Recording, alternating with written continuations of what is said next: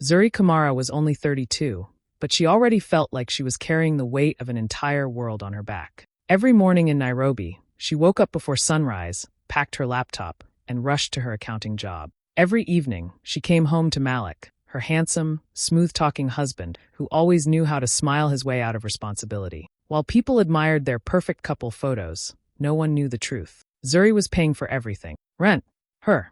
Groceries, her. Electricity, Wi-Fi, hospital bills, transport. Every single thing came from her tired hands and exhausted bank account. Still, she never complained. She believed love was about loyalty, sacrifice, and patience. In her heart, she kept telling herself, "It's just a phase. Malik will step up soon." When he slept in until noon, she let it slide. When he made excuses about not finding work, she encouraged him gently. When he spent money on random outings while she skipped lunch at work, she convinced herself that all marriages had struggles. She even lied to her friends, pretending everything was fine, because she didn't want anyone to think badly of the man she loved. At night, when Malik laughed and played games on his phone, Zuri sat quietly, calculating bills and wondering how to stretch her salary just a little further. She thought she was building a future for both of them, pouring her energy, her dreams, and her trust into this marriage. What she didn't know was that beneath Malik's calm smile, a storm was waiting. A massive secret, something big enough to shatter everything she thought she understood about love, loyalty, and the man she had been fighting so hard to protect. The truth hit Zuri on an ordinary Tuesday night, one of those nights where she was too tired to even remove her shoes. She had come home from work and found Malik pacing the living room, sweating, shaking, looking like someone being chased by a ghost. At first, she thought he was sick, but when he handed her a stack of papers with trembling hand, her heart stopped.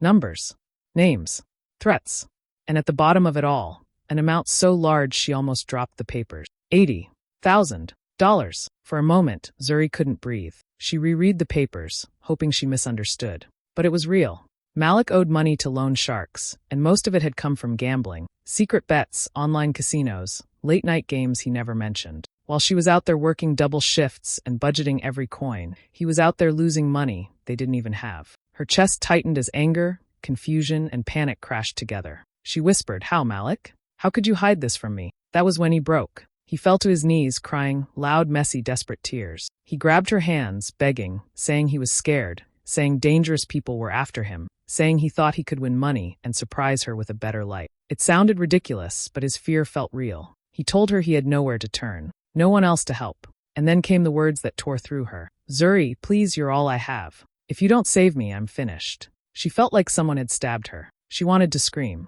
She wanted to walk away. She wanted to tell him this was his mess, not hers. But instead, she sat down beside him and wiped his tears. Because despite everything, despite the betrayal, the lies, the secret life, she still loved him. She remembered their wedding vows, the nights she believed in their future, the dreams she once had for both of them. She convinced herself this was a test. Maybe this hardship would pull them closer. Maybe helping him would finally turn their marriage around. So she breathed deeply, swallowed her pain, and said the words that sealed her fate.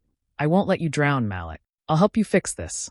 His relief was instant. He hugged her like she had saved his life. But inside, Zuri felt a crack, small, silent, but dangerous. She pushed it aside. She told herself she was doing the right thing. She told herself love meant sacrifice. She believed that one day he would thank her, love her harder, and finally become the man she hoped he could be. What she didn't know was that this decision wouldn't bring them closer. It would slowly destroy everything, her savings, her dreams, her trust, her health. She thought she was stepping into a rescue mission, but really, she was stepping into a fire she never started, and one that would burn her life to the ground. The next weeks felt like Zuri was living inside a nightmare she couldn't wake up from. The debt wasn't just a number anymore, it was a ticking clock. Loan sharks called. Messages came at midnight. Malik kept saying they were dangerous, and every time he panicked, Zuri's heart tightened. She knew she had to act fast. She didn't have savings big enough to cover even a fraction of the $80,000, so she made the hardest decision of her life. She sold her late father's land in Kisumu, the only thing he had left her, the piece of home she planned to build her future on. The day she signed the papers, her hands shook. She felt like she was losing him all over again, but she told herself it was worth it. She was saving her husband. She was saving her marriage. After that, she sold her car. The same car she used to drive to work proudly now left her walking in the rain. Then went her jewelry, pieces her mother gave her on her wedding day. One by one, her belongings disappeared. Every memory, every dream she had saved for, turned into money that didn't even stay in her hands for more than a moment. It went straight to the debt collectors. She kept saying, "Just a little more. I can do this." To make up the rest, she started working double shifts. She would leave home while the sky was still dark and return when the city was silent. Some nights she was so tired she fell asleep in her work clothes. She skipped meals to save money. She stopped buying anything for herself, not even soap or new shoes. Her eyes looked hollow. Her shoulders slumped. She lost weight. Coworkers asked if she was okay, and she always forced a smile, saying she was just busy. But deep down, she was breaking. Meanwhile, Malik changed in a way she couldn't understand. He stopped acting guilty or scared. Instead of helping or looking for work, he started sleeping in later than ever, sometimes noon, sometimes afternoon. While she dragged herself to the office half asleep, he lay in bed scrolling his phone. On nights when she stumbled home exhausted, she would see pictures on his Instagram story: parties, drinks, friends, loud music. When she confronted him, he shrugged and said he needed to relax, that the stress was too much for him. He acted like she owed him this rescue, like he deserved it. One evening, Zuri came home so tired her legs almost gave out. She found Malik laughing on the couch, playing video games, an empty pizza box beside him. The apartment she worked so hard to pay for smelled like snacks and carelessness. She stood there, shaking, realizing she hadn't eaten all day. He didn't even look up. In that moment, a sharp pain hit her chest, not from love, but from the realization that she was fighting alone. Still, she kept going. She kept paying, kept believing that after all this sacrifice, Malik would finally change. She whispered to herself every night, "When this debt is gone, everything will be better." What she didn't know was that she was selling her dreams to save a man who didn't even care she was drowning. The day Zuri paid the final installment felt unreal, like reaching the end of a long, painful tunnel. She stood outside the debt office with the receipt in her hand, her fingers trembling. Months of selling her father's land, her car, her jewelry, months of walking to work, skipping meals, crying silently on bathroom floors. It all led to this moment. The debt was gone. The nightmare was over. She closed her eyes and took the deepest breath she'd taken in months. For the first time in a long time, she allowed herself to hope. On her way home, she imagined everything changing. She pictured Malik hugging her, thanking her, maybe even apologizing. She imagined them starting fresh, working as a team, rebuilding their life, maybe even laughing again. She even stopped at a small shop and bought ingredients to cook his favorite meal, something she hadn't done in ages. She thought, "This is it. He'll finally see how much I love him." But the moment she walked through the door, something felt off. Malik was sitting on the couch, staring at his phone, not even looking up. There was no excitement, no smile, no curiosity. When she told him softly, "It's done. The debt is cleared," he just nodded. No thank you. No hug. Just a flat, emotionless okay. Her heart dropped a little, but she brushed it aside. Maybe he was in shock. Maybe he needed time. But over the next few days, she noticed something strange. Instead of becoming closer, Malik grew distant. He barely talked to her. He slept on the far edge of the bed. He acted irritated when she asked simple questions. Some nights he didn't even come home, and when she asked where he'd been, he snapped, "Stop acting like my mother." Zuri tried everything: gentle conversations, planning dinners, asking if he needed support. But the more she reached out, the colder he became. It was like she was invisible, like all her sacrifices meant nothing. Then came the night everything shattered. It was quiet, too quiet. Malik walked into the living room, not angry, not emotional, just strangely calm. He didn't sit. He didn't touch her. He just stood there and said her name like a stranger would. "Zuri, I'm leaving." Her stomach twisted. She laughed nervously, thinking he was joking. But his face stayed blank. Then he said the words that sliced her open. "I never loved you." For a moment, the world stopped. Her ears rang. Her vision blurred. She could barely stand. All she could think was, after everything? After she emptied her life for him? After she broke herself to save him? She whispered, "What do you mean?" "Malik, I gave you everything." He shrugged, emotionless. "I didn't ask you to." Her knees buckled. She fell onto the couch, shaking, tears pouring uncontrollably. Memories flashed. Her father's land, her car, her sleepless nights, her hunger, her hope. All of it gone, wasted, thrown into a black hole. And Malik, he simply picked up a small bag, walked to the door, and left without looking back. In that moment, Zuri felt something inside her break. Not just her heart, but her sense of worth, her identity, her belief in love. She had saved him from drowning, only for him to stab her and walk away while she bled alone. Everything she built, shattered in a single sentence. The days after Malik left felt like Zuri was walking through a dark, empty world. The apartment was silent, too silent. No footsteps, no voices, just the constant echo of her own heartbeat and the question she couldn't stop asking herself. How did my whole life fall apart this fast? She kept expecting him to call, to apologize, to say he was confused. But instead, she got something else, something worse. It started on social media. One morning, while scrolling absent-mindedly, she froze. There he was, Malik, smiling, holding another woman. A beautiful woman with long braids and expensive clothes. Aminata Diallo. The caption burned her eyes. New beginnings. Picture after picture showed them at restaurants, rooftop parties, beaches. Malik looked happier than he ever did with her, and the comments were brutal. People laughed, made jokes, said things like, Zuri really funded his upgrade, and she paid the bill, Aminata got the man. Someone even wrote, imagine working that hard just to be replaced. Her phone slipped from her hand. She felt like her chest was collapsing. The whole world wasn't just watching, they were mocking her. And Malik, he didn't hide it. He posted more pictures. Videos. Smiling like a man who had never known struggle. No sign of guilt. No sign he had ever loved her. While she cried alone in the apartment she paid for, he was popping champagne. But the humiliation didn't stop online. Real life hit even harder. The landlord showed up one afternoon with a stern face and a notice in his hand. The rent was overdue. Zuri's savings were gone. Her father's land, her car, her jewelry. Everything she once had was already sold to clean Malik's debt. She tried to explain, voice trembling, that she just needed time. But the landlord didn't care. Next month, if you don't pay, you will have to leave. The door closed, and she sank to the floor, shaking. She had saved Malik from loan sharks, but now she couldn't save herself from eviction. At work, her coworkers whispered. Some pretended to care, others smirked behind her back. She could feel the judgment everywhere. People said she was stupid, desperate, blind. Nobody talked about her kindness or loyalty. They only talked about how she let a man use her. Even her closest friend, Aisha, looked at her with pity. Not comfort, just pity. And pity hurt almost as much as betrayal. Nights were the worst. She lay alone on a mattress she could barely afford, staring at the ceiling, replaying every moment, every sacrifice, every tear, every time she believed in Malik. She barely ate. She barely slept.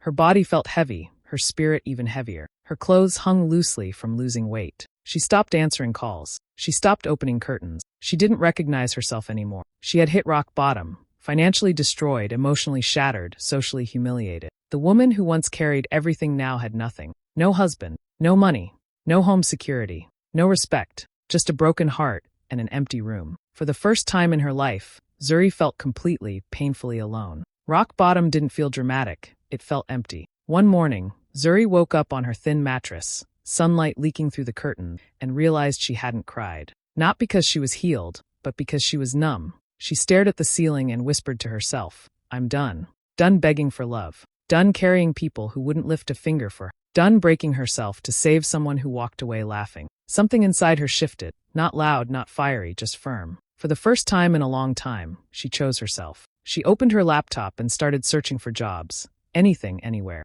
Most companies rejected her or offered salaries too small to fix her situation. But then she saw a small ad for a tech accounting startup in Nairobi looking for a junior consultant. It wasn't glamorous. It wasn't secure. But it was a chance.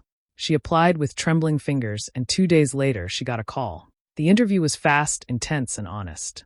When they asked why she wanted the job, she didn't lie. She said, I need a fresh start, and I'm willing to work harder than anyone. They hired her on the spot. Her first days were tough. The startup world was fast and chaotic. Young tech minds brainstorming everywhere, deadlines flying, numbers piling up. But Zuri was different. While others complained about long hours, she was used to exhaustion. She had survived worse.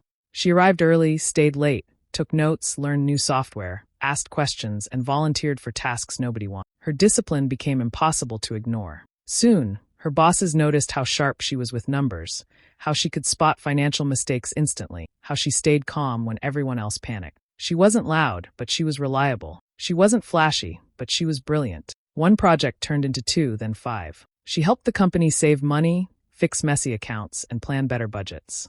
People started coming to her for advice. Even the CEO began asking her opinion. For the first time in months, she felt respected, seen, valued. She would walk home tired, but it was a different kind of tired, a proud tired. She started eating properly again, sleeping again, smiling again. Slowly, she remembered who she was before Malik drained her life. Smart, hardworking, ambitious. Months passed, and her role quietly transformed. The CEO called her into his office one morning. She thought she was in trouble. Instead, he said, Zuri, you're not a junior anything. You're the backbone of our finances. He offered her a new title, financial strategist, and a salary triple what she started with. Her hands covered her mouth as tears filled her eyes, but these weren't the tears of heartbreak. They were the tears of a woman rising. People who once pitied her now admired her. Coworkers who whispered behind her back now asked how she did it.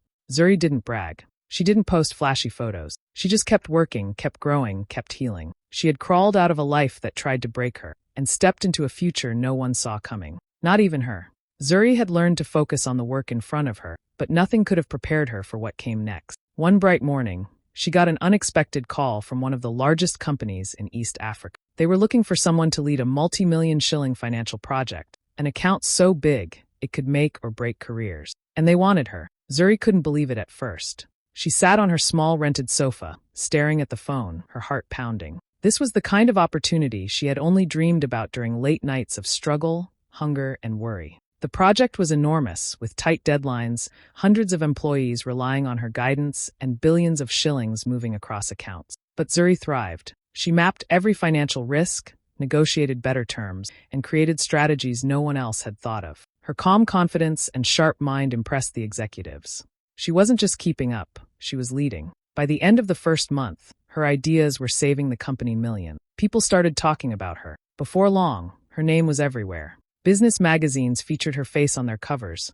calling her the rising star of Nairobi finance. LinkedIn posts praised her leadership and expertise, trending across the region. She received messages from mentors, colleagues, and even young women she had never met, all inspired by her story. For the first time in years, Zuri felt proud, not just for surviving, but for thriving. Her salary skyrocketed. Bonuses arrived like clockwork. Equity shares turned her into a millionaire faster than she had ever imagined. She could finally afford what she had only dreamed of for herself. A beautiful apartment with sunlight streaming through wide windows, a balcony overlooking Nairobi, a car she chose with her own hands and paid for without debt. Each purchase felt like reclaiming a part of herself she had lost. But more than the money, it was the feeling of power that exhilarated her. She could make decisions. She could lead. She could shape her own life without waiting for anyone else to step up. Friends and colleagues began treating her differently, respectful, sometimes even awestruck, but Zuri didn't let it change her. She still remembered the nights she had gone hungry to save Malik, the nights she had cried alone,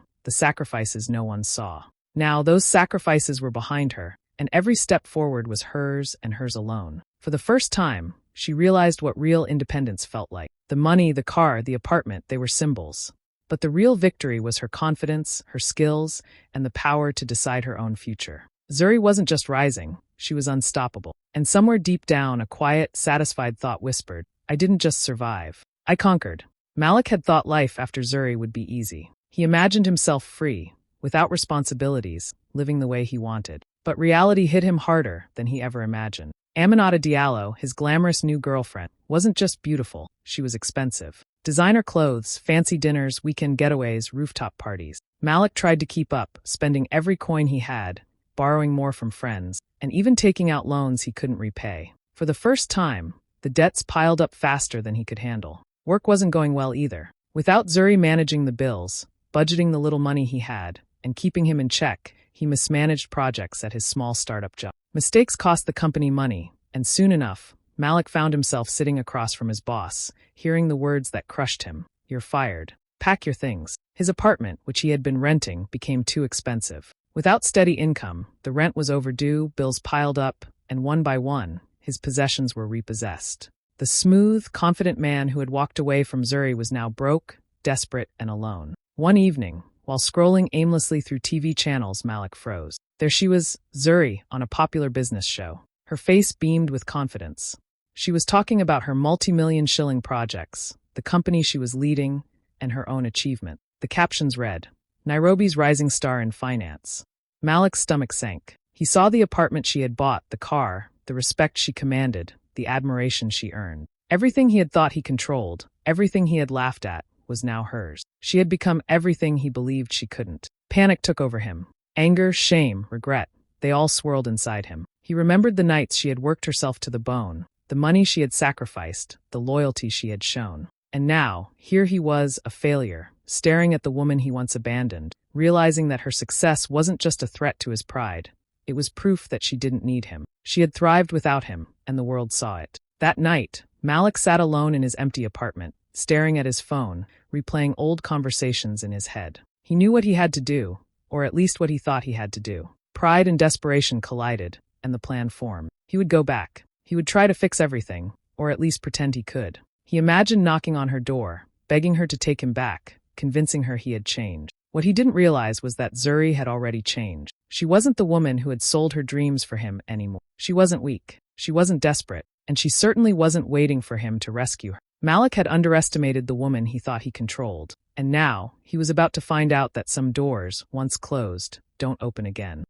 For the first time, Malik felt the fear of what it truly meant to lose someone who could thrive without you. And that fear would lead him straight to her doorstep. The sound of hurried footsteps outside her apartment startled Zuri. She looked up from her laptop, where she had been reviewing reports, and froze. Standing on her doorstep was Malik. His clothes hung loosely on his thin frame. His face was pale, eyes wide and haunted. The confident, charming man she once knew had vanished. In his place was a trembling, desperate figure, someone broken by the choices he had made. "Zuri, please," he whispered, voice cracking. "Take me back. I need you." For a moment, Zuri's heart faltered. Memories of sleepless nights, empty wallets, sold jewelry, and shattered dreams flashed through her mind. She remembered the way she had cried herself to sleep after he told her he never loved her. She remembered the humiliation, the mockery, the loneliness. For a heartbeat, she felt the old pain rise. The part of her that might have run to him, begged for affection, forgave everything. But she didn't.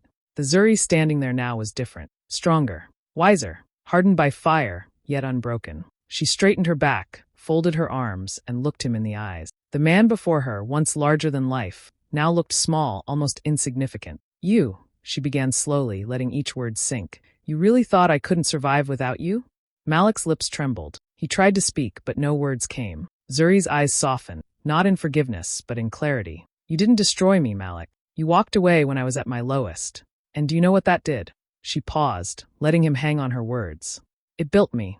Every tear, every sleepless night, every sacrifice, it wasn't wasted. It made me who I am today." Malik swallowed hard, his eyes darting away, ashamed. He opened his mouth to speak, but Zuri held up a hand. "No," she said firmly. "I'm not the woman you left behind. I'm stronger. I'm independent. I don't need you. And honestly, I don't want you." He stepped closer, desperation written all over his face. "Please, Zuri, I made a mistake. I'll change. I'll do anything." She shook her head slowly, almost sadly, but with unwavering strength. "You don't get to rewrite history, Mal. You don't get to step back into my life after all the damage you caused. I survived. I thrived. I became everything you thought I couldn't. And now, I'm free from you." Malik's knees almost buckled. He looked at her, realizing the woman before him was no longer the girl he had fooled. She didn't flinch.